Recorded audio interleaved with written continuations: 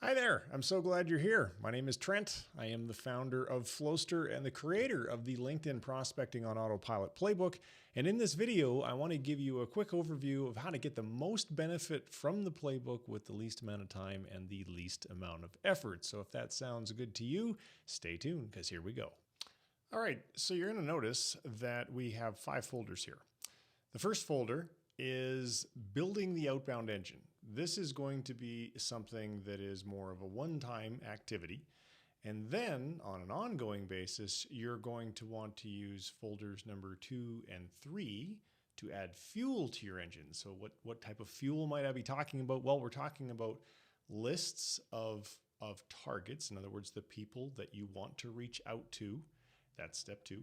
And then in step 3, there's the messaging that you're going to want to send to those people. And messaging is something that you should be testing and split testing on an ongoing basis, essentially forever, because no one message works all of the time. It will be very dependent upon the audience that you're reaching out to and something called relevancy, which I'll talk more about when we get into the messaging folder. And then we have folder number 4 for system monitoring and maintenance. That's just to make sure that everything is working. Those are some ongoing procedures, which you can very easily delegate to somebody else on your team. And then number 5, of course, when you do a good job of outbound, you're going to get replies.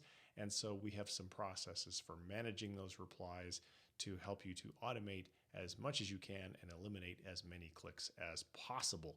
All right, so let us dive into building the engine. So you see here, we have a subfolder called LinkedIn Profile Optimization. That is what you should do first before you start doing any outbound at all. And the reason for that is very simple. If you have a poorly optimized personal profile and or company profile, it is going to significantly negatively impact the results that you're going to get from your outreach efforts. So before you start doing a lot of outreach, make sure you follow the 2 procedures that are in these that are in this folder to do that. And again, you can do this yourself. You can run a workflow. You could give it a name. You can assign it to yourself, or you can assign it to somebody else on your team. You can give it a due date, and then you just click the green button, and that work has now magically been assigned, and the recipient, be it you or someone else, will receive an email notification, and that will link them directly to the workflow, and they'll simply follow all of the steps in the workflow, which I'm not going to cover in this video because those steps are plainly explained in every one of our workflows. All right, so now let's assume that you have your LinkedIn profile optimization complete. The next thing is we've got, you're going to want to set up Expandy, which is a third-party software application. This playbook is built around the use of these 2 technologies, both Expandy and Hyperize. Now, do you have to use them both? No. At a minimum, you need to use Expandy because that is the actual software that mimics human behavior and does the outreach. It's cloud-based software, and you'll obviously have to subscribe for it, but does the outreach in such a way as to keep your LinkedIn account in good standing. Now, so why would you want to use Hyperize? Hyperize essentially allows you to add personalized images into the messages that you're sending to your recipients. And the reason that you would want to consider doing that is HubSpot and others have done studies that have shown that higher levels of personalization, to no great surprise, increase engagement and response rates, which obviously that's one of the biggest challenges with outbound, is to increase engagement and response rates. So when you go to set up your Expandy, again, you're going to click the workflow. And if you're going to do it yourself, you would assign it to yourself, and you would run the workflow, and then you'll be logged in, and it'll say, okay, so step 1 is sign up for Expandy. Great. Then you're going to have to set up your webhooks. Great. And there's links to other documentation here that will show you how to do that. Then you're going to need to auto warm up your account. Great. So there is instructions here on how to do that. And then you're going to need to create a campaign, and actually creating campaigns in Expandy is a very repetitive procedure. So you're going to see that we have another checklist for that, and you'll open up that checklist and you work your way through it. All right, so that's your Expandy setup. It's going to be the same process when you go to set up Hyperize and so forth. So what's this outbound marketing automation documentation? Well, this is and we won't assign this to anybody. I'm just going to run the workflow so I can show it to you. This is the area where there is some additional instructions on how, and if you're using Apollo, for example, there's some instructions here on how to use Apollo and so forth. And with respect to Expandy, some additional instructions here, and Hyperize, some additional instructions there. These are just intended to give you more background, more guidance, and so forth. And should you ever have any problems with the system, you may need to refer to this documentation. Click the links that you see in the documentation to help you solve whatever issue may be occurring. Now that we don't need this workflow, I'm actually just going to archive it. All right. And then finally, setting up recurring workflows, which is native functionality of the Flowster software application to facilitate delegation of routine tasks. So in this workflow, we essentially walk you through exactly how to do that, ensure you're in edit mode, create a recurring workflow schedule, and then you can edit or delete your existing workflow schedules. So this would be particularly, and I'll archive this one as well, this will be particularly valuable if, for example, you're scraping LinkedIn events as one of the ways to generate your list of targets, I should say, and you wanted to do that every 2 days. Well, you would create a recurring workflow so let's go into folder number 2, adding new contacts to Expandy, or finding LinkedIn posts to scrape, or Facebook posts to scrape, or building a leads list by scraping a LinkedIn event.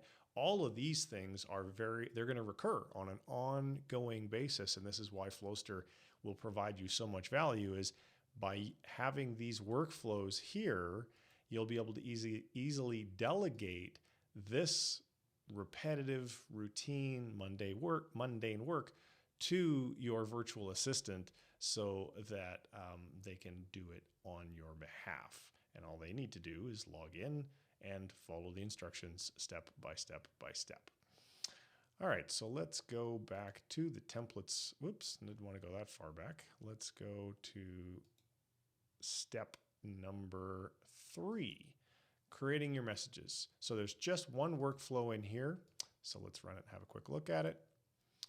And this is showing you how to create a campaign in Expandy. So every single day that you, for example, scrape a new event in LinkedIn, that's a new campaign in Expandy. Every time you scrape a Facebook group, that's a new campaign in Expandy. So you can see you're going to be creating these campaigns on an ongoing basis, which is why we've provided you with a workflow that shows you how to do it, so that as you're doing it over and over and over and over again, you can follow the steps yourself, or if you would prefer, you can delegate this to your virtual assistant and they will be able to follow the steps for you. Sidebar, this workflow and every other workflow that is in this playbook is fully editable. So you can click on, if you want to make some changes to this to customize it in whatever way you would like, feel free to hit that edit button, make whatever changes you would like. So when you're doing that, you'll go into edit mode and you'll see here that these widgets, there's a text widget, an image widget, a video widget, and many more widgets. You can experiment with them and see what they all are. They become available and you can literally drag them down onto what I call the canvas and make use of them. I don't want to leave that one there. I'm just doing that for demonstration purposes. You can add additional steps over here by clicking add task, or if you want a new separator like this campaigns one, you can add a new heading. So you'd put your cursor here, add a new heading. There's the heading show up, put your cursor there, add a new task. The task shows up. If you wanted to reorder it, you can simply drag them around. If you wanted to clone it, you can clone it, or you can simply delete it just like I have done.